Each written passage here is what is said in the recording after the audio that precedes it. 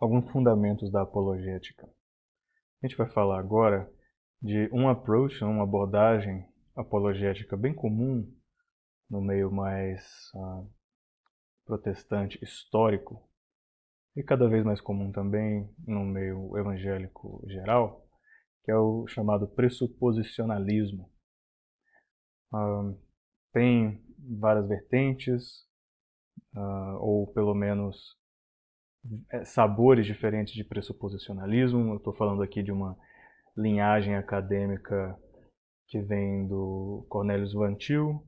O Gordon Clark tem um approach um pouco diferente.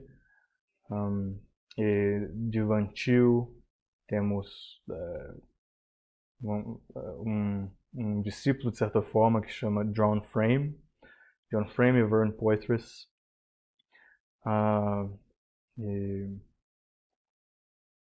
Scott Oliphant, que também ou talvez estava no seminário de Westminster. Enfim, nomes aí do pressuposicionalismo e também Greg Bahnsen e tudo mais. Eles são mais da área teológica acadêmica, principalmente confessional.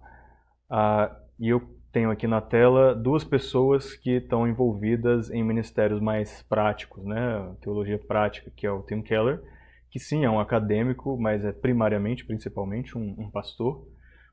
Depois virou um plantador de igreja e um organizador. Ele veio a falecer recentemente. Mas ele tinha um approach razoavelmente pressuposicionalista, como a gente pode ver no livro dele sobre razão e fé. E à direita aqui, um outro pressuposicionalista mais aos moldes de Greg Bahnsen.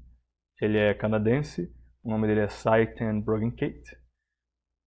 E eu coloquei esses dois homens nessa imagem para comparar, contrastar, né, como dois pressuposicionalistas podem abordar pessoas de maneira diferente.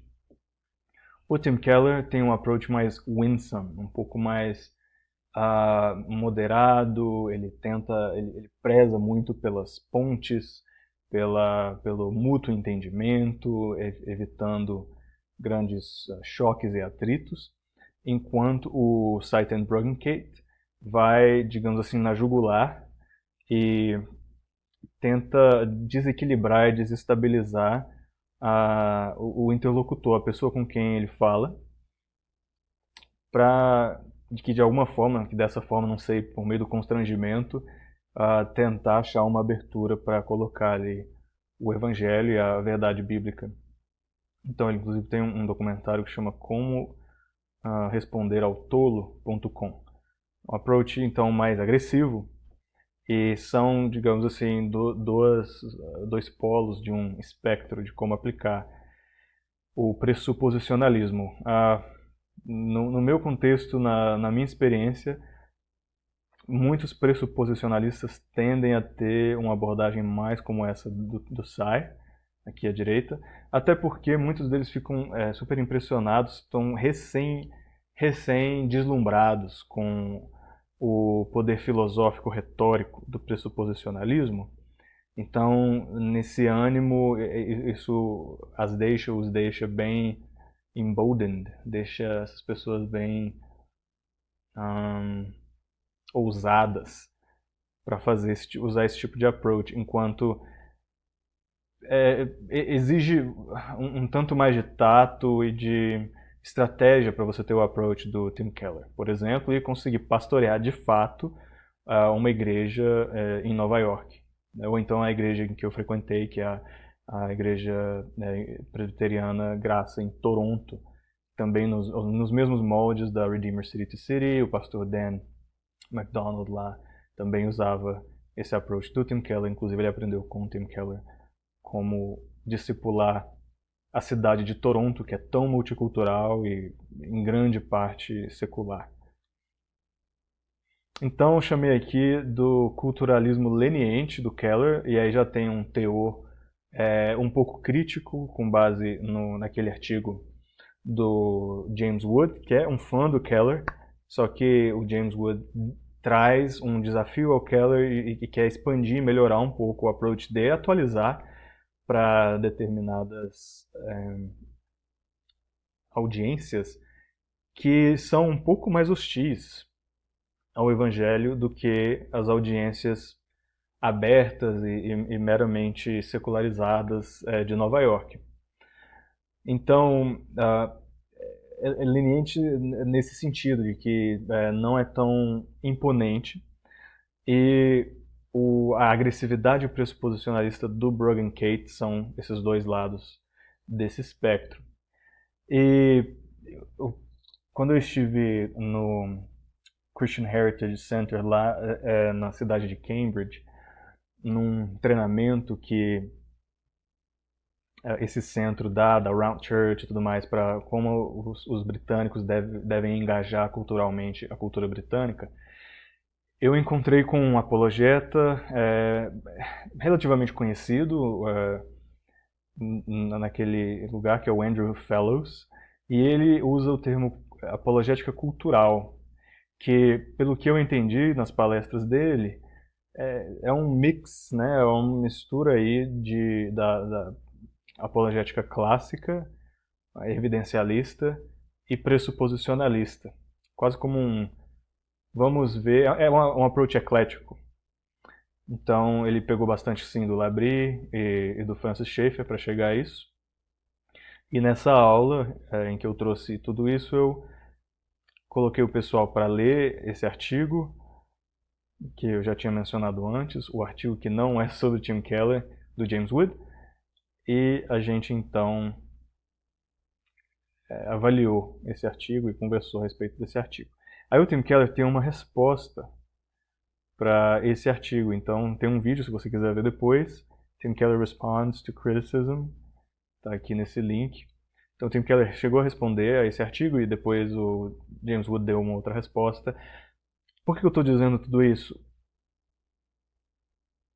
Ainda está em expansão, em debate, em construção as formas mais indicadas de se engajar a cultura ocidental hoje. Então ainda há pessoas que estão querendo aprimorar ou no mínimo atualizar o approach pressuposicionalista, às vezes o approach, a abordagem clássica, a abordagem evidencialista. Então não existe nada gravado em pedra nesse sentido.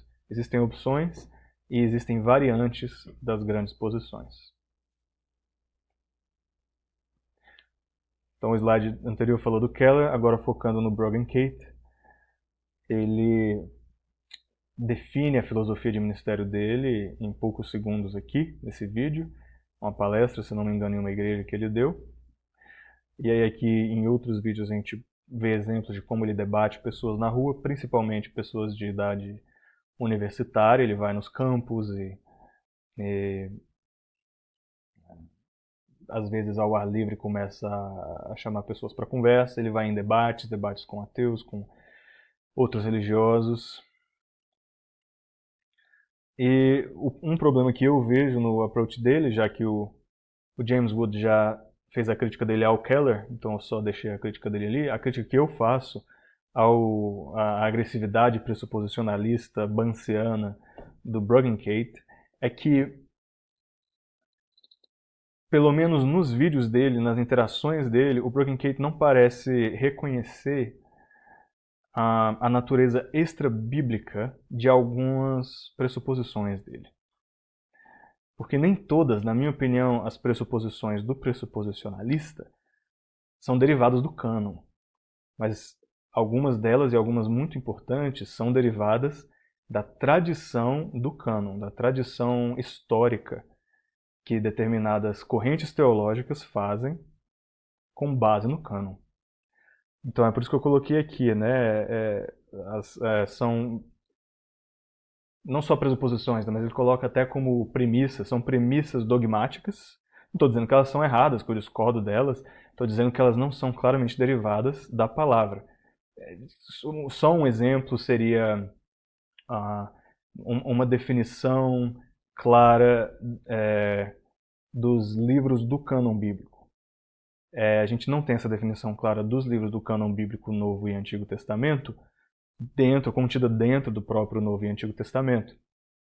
Nós temos evidências históricas e uma tradição de afirmações a respeito disso, e obviamente o testemunho do Espírito Santo, mas nada disso está gravado no texto. Então, há algumas pressuposições dogmáticas e eu coloquei meramente tradicionais, nesse sentido que elas elas não são textuais, elas são de tradição, não por isso erradas, mas de tradição. E ele também não parece reconhecer alguns problemas de crítica textual. Ele, quando é questionado sobre opiniões e debates de livros da Bíblia, ou de composição bíblica, ou de interpretação bíblica, a resposta do Brogan Kate é: eu não faço estudos bíblicos com descrentes. E a razão dele é que descrentes não compartilham dos mesmos axiomas, das mesmas pressuposições, então para ele não faz sentido debater alguma coisa se você não tem a mesma base, o mesmo patamar filosófico. E eu entendo, mas na minha opinião existe espaço para conversas hipotéticas no âmbito da crítica textual, tanto entre cristãos quanto entre cristãos e não cristãos. Então, mas ele não vai entrar então em questões de crítica textual, ele não vai falar sobre definição de cânon, sobre qual a extensão de determinados livros, né, partes que deveriam estar contidas ou não estar contidas, o processo que a gente fala de canonização. Não vai entrar em questões de tradução, que eu acho que é um ponto bem preocupante do pressuposicionalismo, é que o pressuposicionalismo costuma ser anglófono, e quando é lusófono, né, quando é no português ou no inglês, é como se houvesse um pressuposto de uma determinada tradução bíblica, uma determinada versão bíblica, ou um approach de tradução, seja funcional, seja formal, seja dinâmica, tradução dinâmica, diferentes tipos de equivalência. Parece que não se entra em consideração e não se discute, os pressupostos não são os pressupostos do pressuposicionalismo não costumam ser dados no original grego, ou pelo menos no texto eclético, algum texto eclético grego, ou em algum texto estabelecido de algum códex, seja o Codex Sinaiticus, o Vaticanos, o que seja. Ele geralmente é uma versão do século XXI, passando então por pelo menos 3 graus de, não vou dizer modificação, mas 3 graus de interpretação, que é a provável língua original dos falantes do Novo Testamento, seja Jesus, se é que ele falou em aramaico ou em alguma outra língua, mas se Jesus falou em aramaico, as palavras de Jesus foram traduzidas e entraram no Evangelho em grego, foram compiladas e repassadas em um grego um pouco modificado porque incluiu-se aí pontuação, certas decisões sintáticas e coisas assim. E depois disso houve a tradução das grandes Bíblias, seja a Bíblia alemã de Lutero, ou as Bíblias em inglês do William Tyndale. Então, dessas tradições bíblicas, muitas Bíblias do século XXI, ou até a João Ferreira de Almeida, de alguns séculos atrás, foram derivadas de determinadas tradições de tradução e decisões exegéticas e interpretativas feitas há muito tempo. Então, é quase como se os pressuposicionalistas colocassem a informação bíblica, os pressupostos e que eu posso dizer, as premissas em um vácuo histórico e ignorassem os gaps lógicos de silêncio. Não estou falando de contradições lógicas, estou falando de incompletude das premissas. Premissa A, B, C e tudo mais, e você vai descendo aí na cadeia aristotélica, por sinal, que é uma lógica não necessariamente hebraica, mas uma lógica greco-romana, mas enfim, isso já é outro debate. Assim como a natureza matemática, a matemática ela é incompleta em termos axiomáticos, como diz aí o teorema da incompletude de Gödel. Então, parece que o pressuposicionalista ignora a incompletude da lógica e o processo histórico como se diz, não das pressuposições, mas daquelas premissas que a gente deriva da Bíblia. E por falharem nisso, é um pouco caricata a estratégia. Então, é nesse sentido que eu criticaria o pressuposicionalismo do Bruggencate. Inclusive, recomendo esse vídeo do Veritasium sobre o teorema da incompletude de Gödel, que tem tudo a ver com como a gente pensa lógica hoje. E lógica teve um grande desenvolvimento desde que Bunsen e desde que o Van Til e o Gordon Clark escreveram os livros deles. A lógica o estudo da lógica continua se desenvolvendo e não só a álgebra como os elementos de lógica formal, lógica predicativa, lógica fuzzy, tudo isso influencia e eu não estou nem entrando na relação da lógica com linguística, que eu acho extremamente relevante. O ponto maior e o meu problema maior com usar lógica formal na nossa apologética é um problema linguístico, é um problema de reducionismo linguístico e artificialidade das premissas. Então, lógica mudou desde então. Eu li livros de lógica do Clark, acho que até do Douglas Wilson também tem livro de lógica. E li o livro de lógica do Poitras, que é muito bom. Então acho que o Vern Poitras e o Alvin Plantinga estão muito mais atualizados nisso. Então recomendo mais o trabalho deles nisso.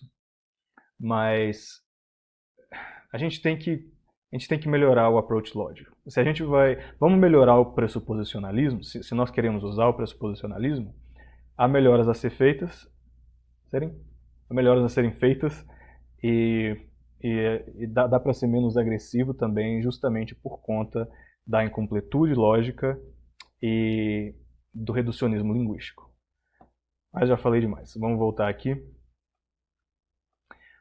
Então, voltando ao tal do culturalismo leniente e a agressividade do Bruggencate, eu recomendei sim que os alunos olhassem o site do Bruggencate, que é um site bom, ele é bem didático a respeito de como o método pressuposicionalista funciona. Eu falei assim, dá uma olhadinha no website do Cy Bruggencate, que foi inspirado pelo Van Til e a apologética também do Greg Bunsen. E aí eu falei, olha, os argumentos eles usam a lógica proposicional, ou a lógica aristotélica. Acho que até Clark é super fã de Aristóteles, que era uma lógica bem simplificada, tá? Bem simplificada.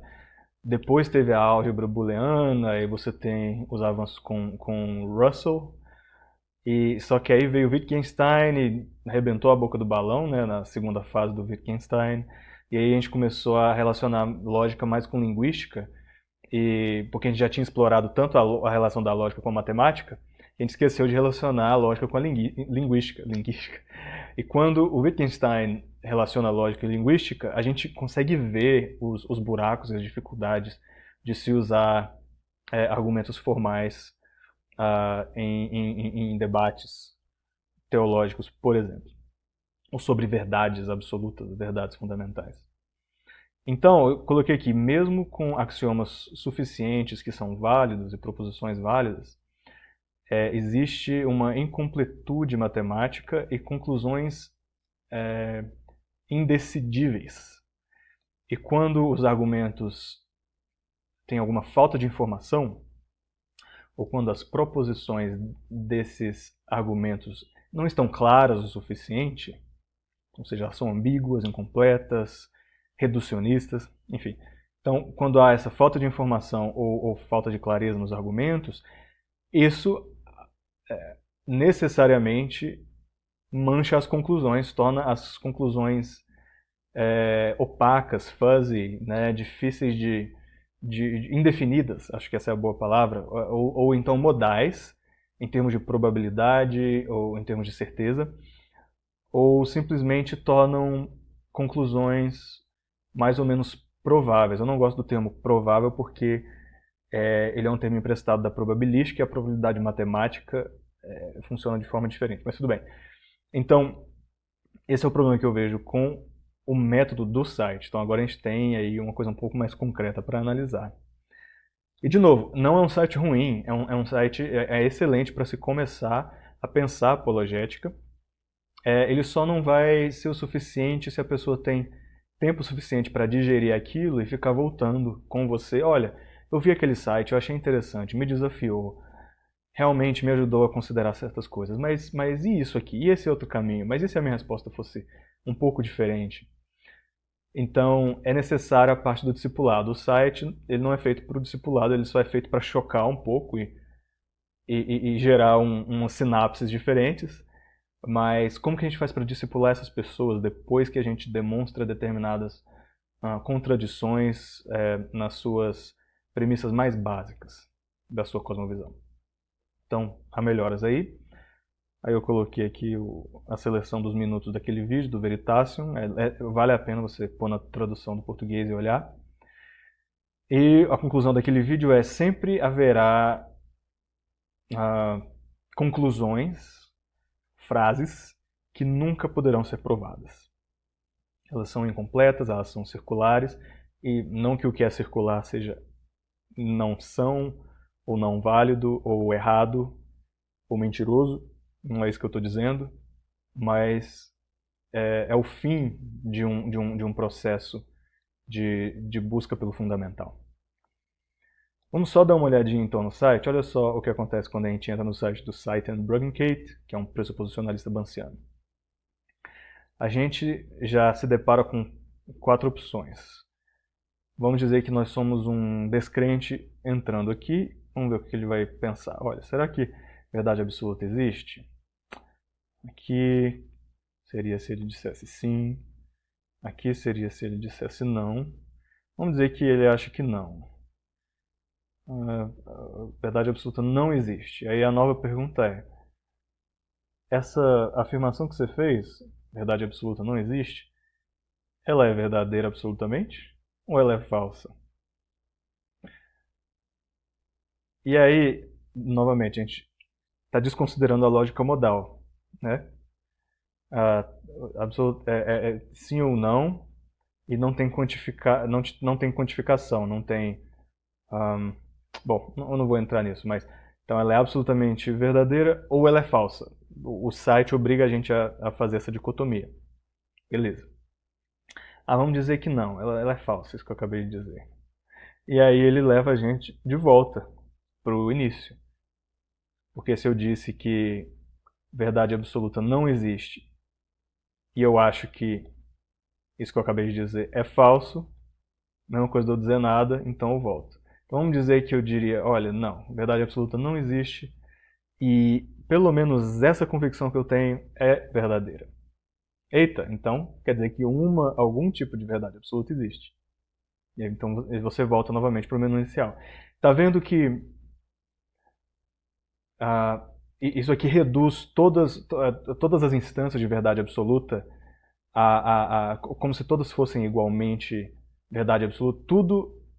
Existe só um set de verdade absoluta e não existe um set paralelo de verdades parciais, ou não existe um gradiente entre verdades absolutas, verdades prováveis, verdades improváveis e verdades falsificáveis, né, falsas. Então não existe esse gradiente e todas as verdades, tudo que se pode dizer sobre tudo é está contido nesse pequeno set aqui. Então é assim que o Sai trata. Então é uma lógica a lógica categórica, a lógica aristotélica, ela é bem grosseira, digamos assim, né? Joga tudo no mesmo saco mesmo. E tem pouca nuance em termos de quantidades e em termos linguísticos. Mas é útil, é muito útil para você começar a pensar nisso. Vamos dizer que a pessoa diz, olha, eu não sei se verdade absoluta existe. Pronto, aqui a gente entrou na lógica modal, né, do incerteza. É necessário ou é provável? Então, não sei se necessariamente a verdade absoluta existe. Você clica aí, e aí você tem que dar uma resposta sobre essa sua afirmação.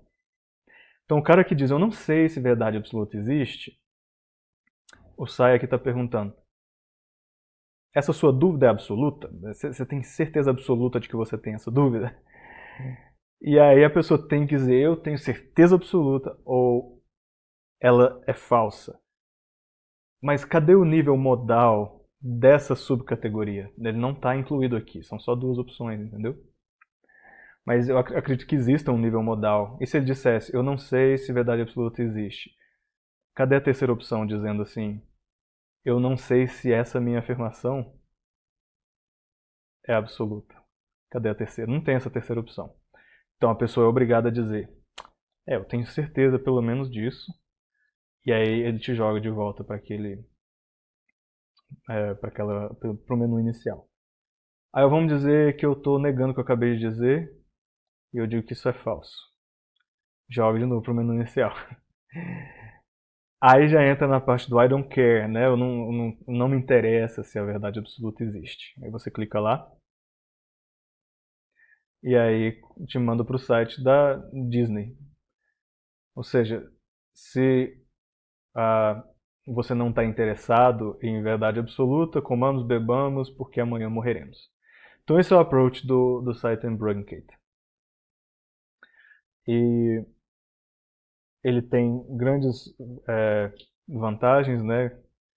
E certas desvantagens que têm sim que ser comentadas.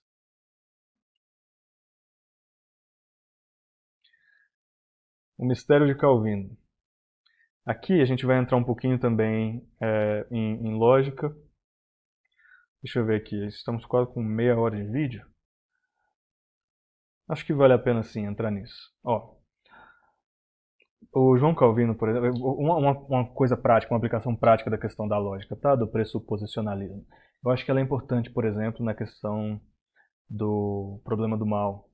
Porque geralmente pessoas tratam o problema do mal como um problema de ordem lógica. O Iago acabou de fazer um vídeo sobre isso, acabou de lançar, excelente a análise dele das diferentes abordagens do problema do mal, seja a abordagem lógica, a abordagem emocional, que é super relevante, e dentro da abordagem lógica, se é uma abordagem feita, vamos dizer assim, por pessoas que estão de dentro da fé, com as pressuposições cristãs, ou feita pelas pessoas que estão de fora da fé, e a distinção modal é uma distinção sobre incertezas e probabilidades, né, segundo a linguagem que ele usou no vídeo. Então, o argumento sobre probabilidade de existir um Deus bom e todo-poderoso e ao mesmo tempo existir o mal, fazer afirmações de probabilidade sobre isso é mais difícil de refutar do que fazer afirmações absolutas sobre isso.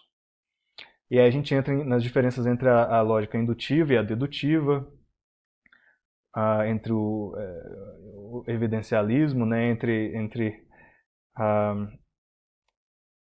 a filosofia de Hume e de Kant, enfim. Mas voltando então João Calvino, sendo bem práticos, a gente costuma ter essa pergunta, né, e lidar com ela.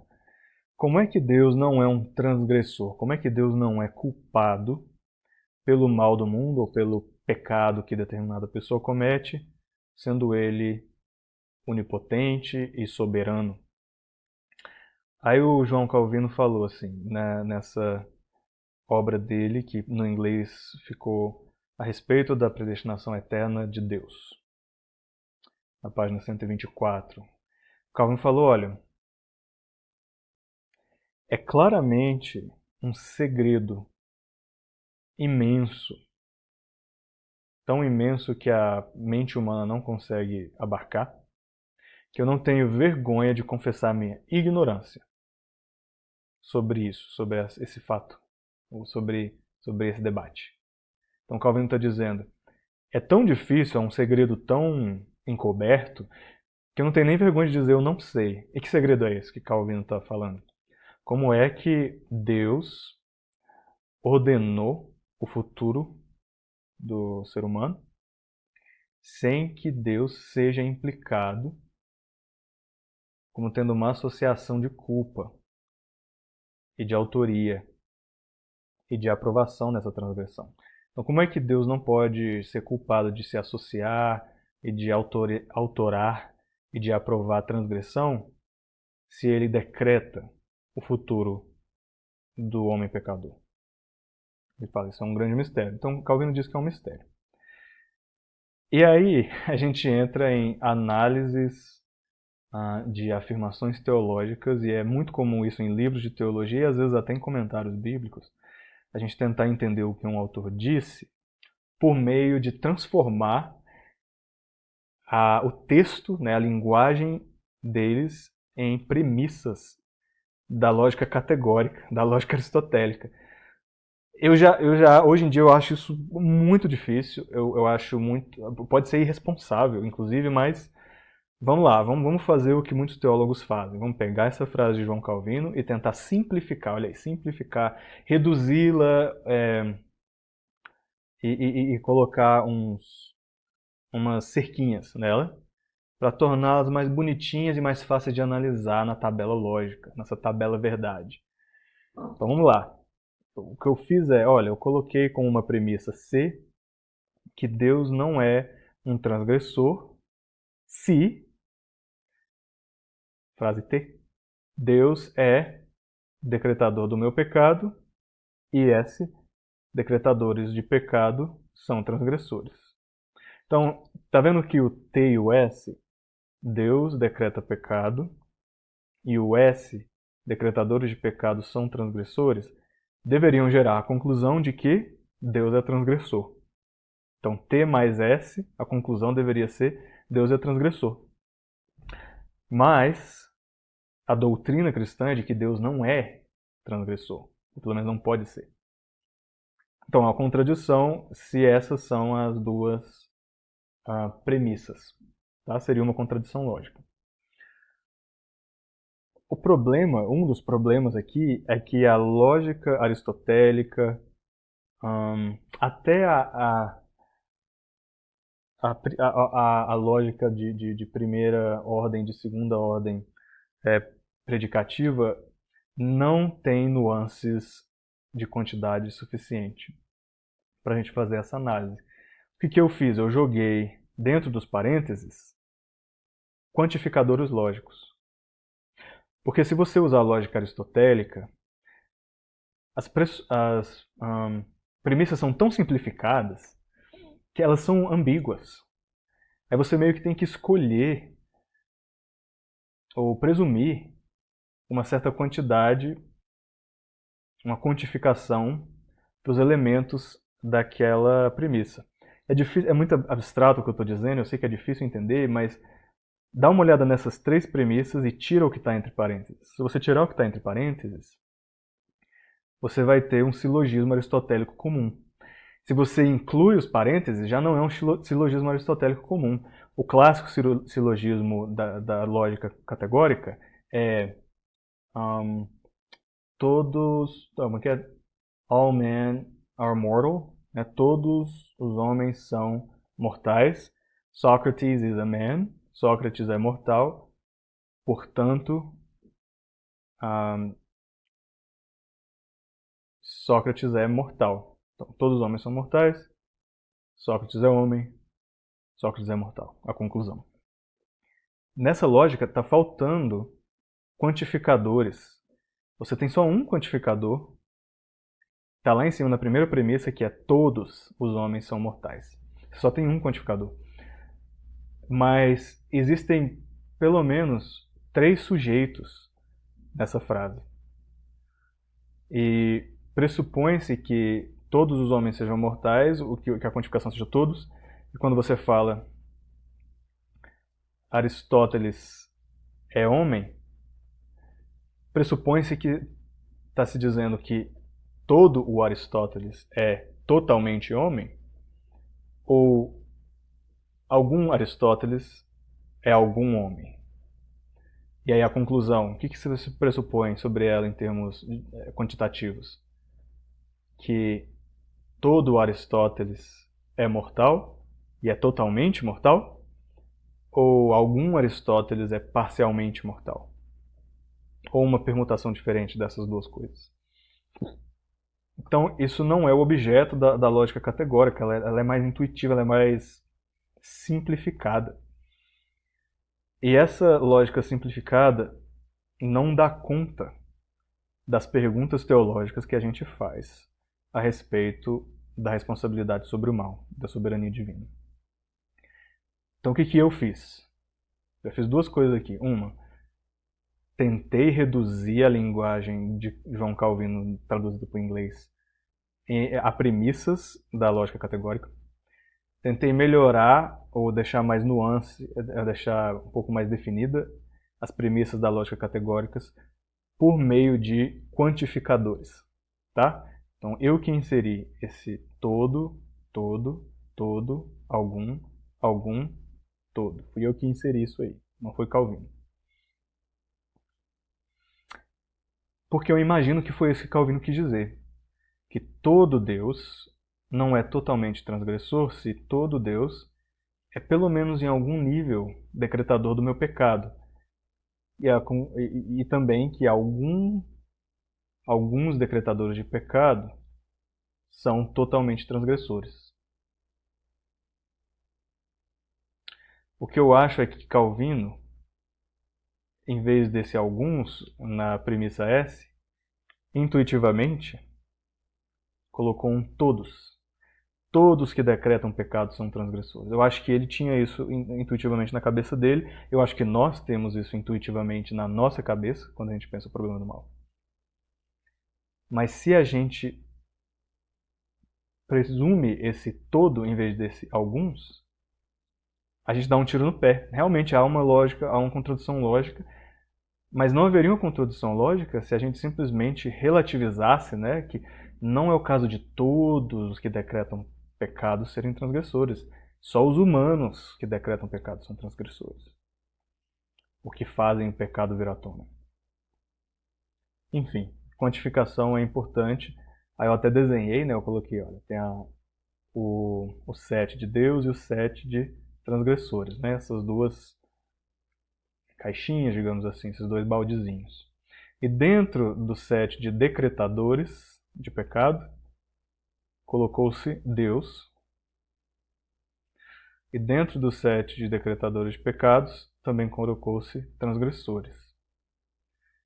Então, é a representação visual da C, da T e da S.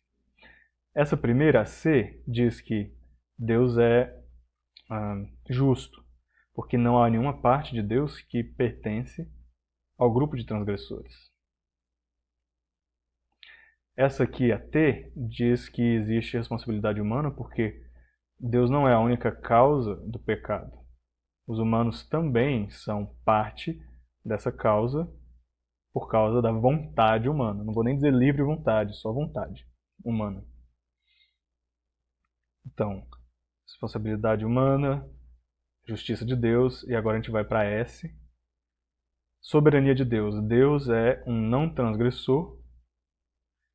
E aí, no caso, na minha opinião, ele pode decretar, ele tem o plano de decreto, né? Alguns dizem... tem mais de uma nomenclatura para isso, mas o plano soberano dele antes da fundação do mundo incluía, historicamente, os pecados que viriam, inclusive a tortura de Jesus e a morte de Jesus na cruz, que é um grande pecado que já estava escrito E Mateus vai falar isso. Ai de quem? Ai daquele por quem esse pecado vier. Mas esse pecado tem que vir. Né? Enfim. Então essas três coisas podem ser verdade. Mas se a gente simplesmente adicionar alguns decretadores de pecado a transgressores, resolve-se logicamente o problema da responsabilidade sobre o mal. Logicamente, não estou tratando da parte emocional, né? E quando eu estava ensinando isso na Redeemer, eu fiz questão de, olha, gente, isso gera repercussões, ondinhas emocionais, tanto em nós, que já acreditamos nesse Deus, quanto naqueles que não acreditam. Então, tratar das reações emocionais é quase uma questão de primeira ordem. Pelo menos em termos cronológicos, ela é de primeira ordem. Pode não ser em termos ontológicos, mas é importante a gente lidar com a nossa reação gutural, né, a nossa reação interior a essas premissas aqui. Então, depois vieram alunos conversar comigo, então eu tive que tratar pastoralmente disso que eu estou falando e temos todos que pedir sabedoria a Deus para tratar disso pastoralmente e sabedoria a Deus para dizer se isso é verdade ou não. Então, eu recomendo, né, que você que está assistindo passe um tempo e remoa isso, digira isso bem. E se há alguma falha, algum erro nisso, que não internalize e, por favor, me ajude e me corrija. Então é isso. Se a gente adiciona simplesmente a quantidade a alguns transgressores, né, alguns causadores de pecados são transgressores, a gente resolve o problema lógico. Não resolveria se dissesse todos os decretadores de pecados são transgressores, mas alguns, ou seja, as criaturas que causam pecado, são transgressoras, mas não o Criador. Então, essa quantificação resolve o problema.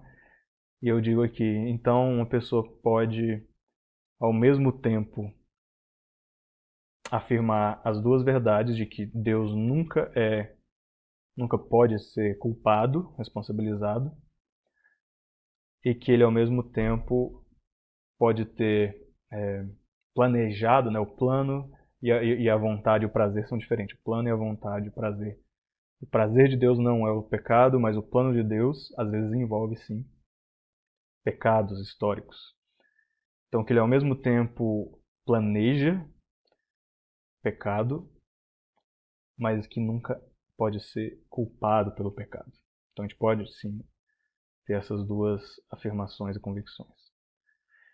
E que quando algumas entidades pecam ou causam pecado, ou seja, criaturas, não o Criador, e aí eu penso em Romanos 3:9, que tudo foi colocado debaixo dos pés dele, para que tudo que está embaixo dos pés de Jesus, ou do Deus Pai, responda a ele, mas Deus mesmo não responde a ninguém.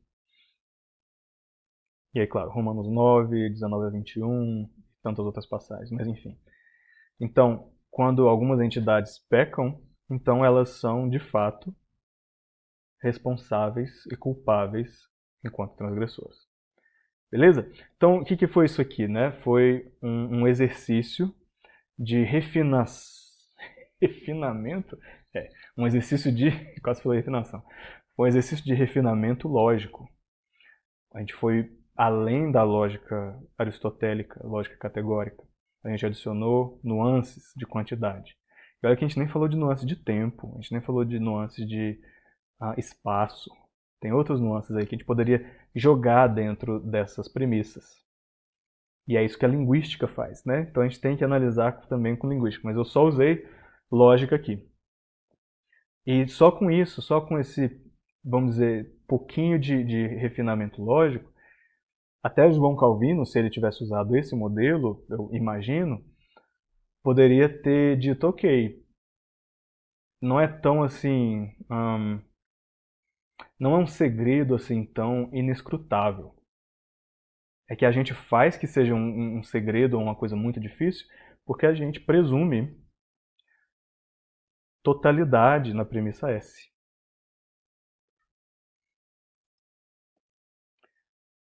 E aí, por último aqui, fechando esse vídeo aqui que vai para 45 minutos, eu achei interessante que na época que eu estava dando essa aula, saiu um vídeo sobre as dificuldades de raciocínio do ChatGPT na época, né, em 2000 acho que foi no início de 2024, se não um pouco antes, e a dificuldade dele era justamente isso, essa que eu falei, do refinamento lógico dele porque o approach do GPT é linguístico, então ele começa com uma linguística, mas com uma linguística, não vou dizer probabilística, uma linguística de treinamento com uma base de dados imensa. E não necessariamente com abstração. Então ele é altamente indutivo. E aí esse vídeo debate um pouco isso e as dificuldades que até hoje, 2025, agora em fevereiro, quase março, as inteligências artificiais, aí, os transformers e tudo mais, os transformers, não conseguem raciocinar tão bem ainda e ser criativos, logicamente falando, como os humanos. Talvez logo logo sejam, mas esse foi um baita de um obstáculo por bastante tempo para a inteligência artificial. E é isso, depois então eu passei para a parte do evangelismo.